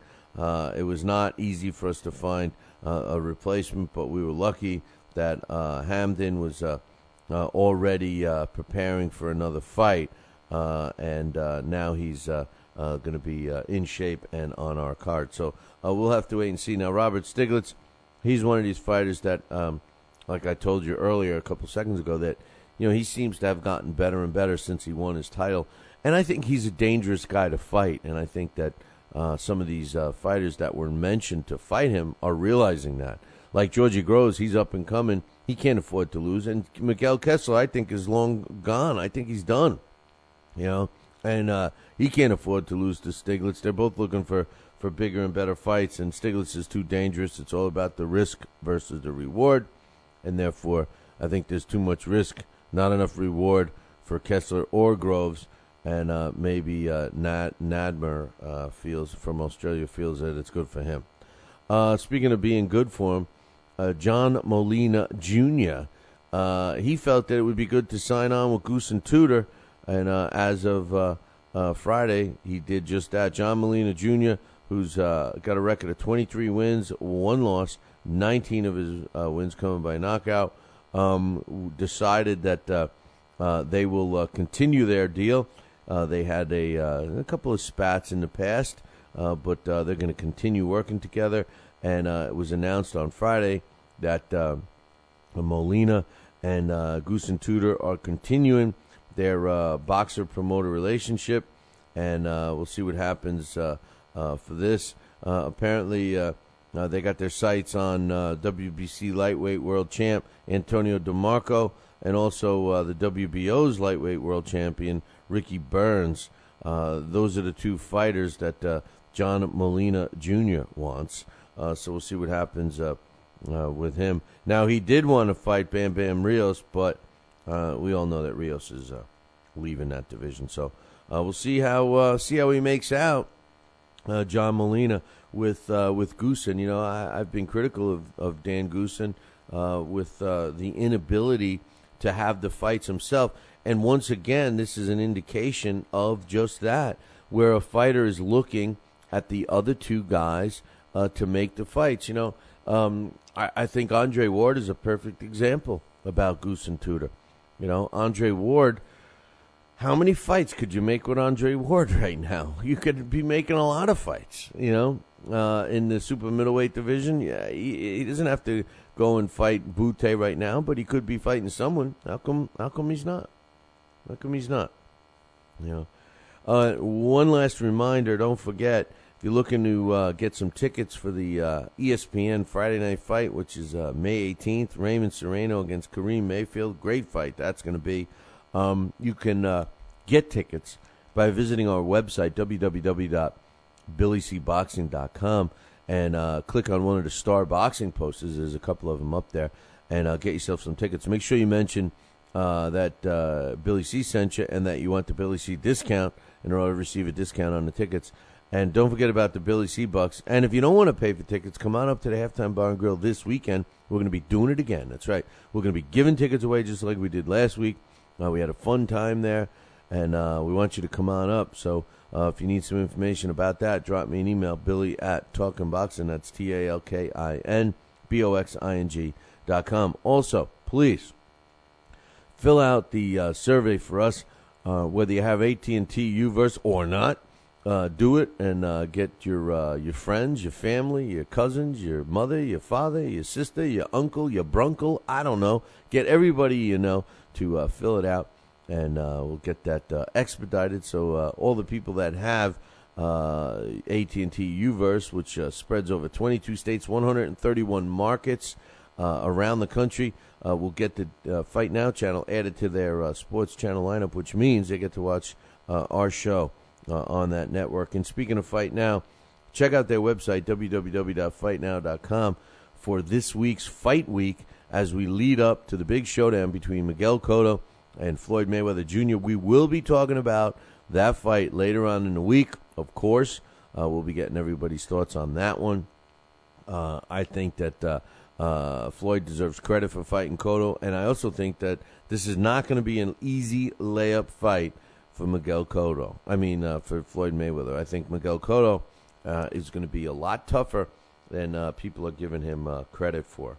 That's for sure, in my opinion, anyway.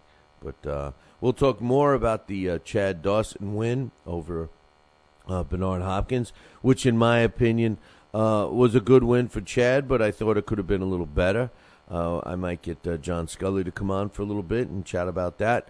But the bottom line is Chad won, and we're hoping that Chad gets some bigger and better things as time moves on.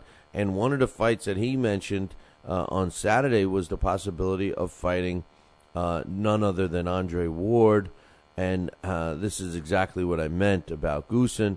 He'll encourage Ward to move up in weight so that someone else takes on that burden, and that burden may fall on the shoulders of Gary Shaw. But remember, Gary Shaw has connections with the cable network, so you never know. Something like that may happen. But what sucks about that is we miss out on Andre Ward, Lucien Bute, which obviously is the super middleweight fight that we all want to see. Wake up. It's time for the... It's too early for a trivia question. Today's It's Too Early for a Trivia Question is being brought to us by Star Boxing and the May 18th ESPN show at the Albany Times Union. You can get yourself tickets to that right now by visiting our website, www.BillyCBoxing.com. Click one of the Star Boxing posters. You can also get tickets for that at Halftime Bar and Grill this Friday when I'm there hanging out and watching Friday Night Fights and talking boxing with you. And we got a really good prize on the line right now. It's the latest from Clay Moyle. It's the Billy Misk story, the St. Paul Thunderbolt. You can get a copy of this book by visiting our website, www.BillyCBoxing.com. We have a book club section. All of those books in the book club section I highly recommend. And if you get them through that book club section, most of them are all linked directly to the author where you can get signed copies at a discount price only through the Billy C. Boxing Book Club. So Billy Misk is on the way. If you get this question right, we will send you a copy of the Billy Miske book. Now, I gave you guys a big hint on this one. It's took place during 1920 and 1960. Between 1920 and 1960, when was the first bout in which the details of the official scoring were announced by the ring announcer? When was the first bout in which the details of the official scoring were announced by the ring announcer? Now, what that means is they used to just raise the winner's hand, and the winner is, Vinny Goombats, But on this particular day, the ring announcer announced, judge scored at such and such, this one scored at such and such, the winner is so-and-so. All right, it was the first time it happened, and it's happened ever since. I gave you a big hint. It's between 1920 and 1960. When was the first bout in which the details of the official scoring were announced by the ring announcer? If you know that answer, email me, Billy at TalkinBoxing. That's TalkinBoxing.com. This day in boxing history.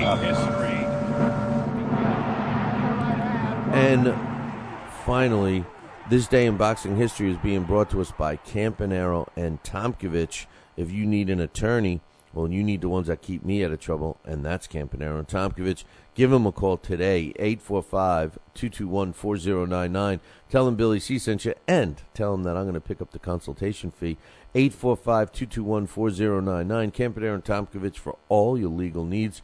Let Campanaro and Tomkovich knock out your legal problem. I love that. I came up with that myself. 845-221-4099. On this day, April 30th in 1986, Dennis Andrews wins a 15-round decision over J.B. Williamson to win the WBC World Light Heavyweight title, and that took place on this day, April 30th in 1986 in England. Hey, man, that concludes our show for today. Make sure you come around tomorrow. If you're listening or watching live, stick around. We got the thumbs up, thumbs down coming immediately following after the show. But now,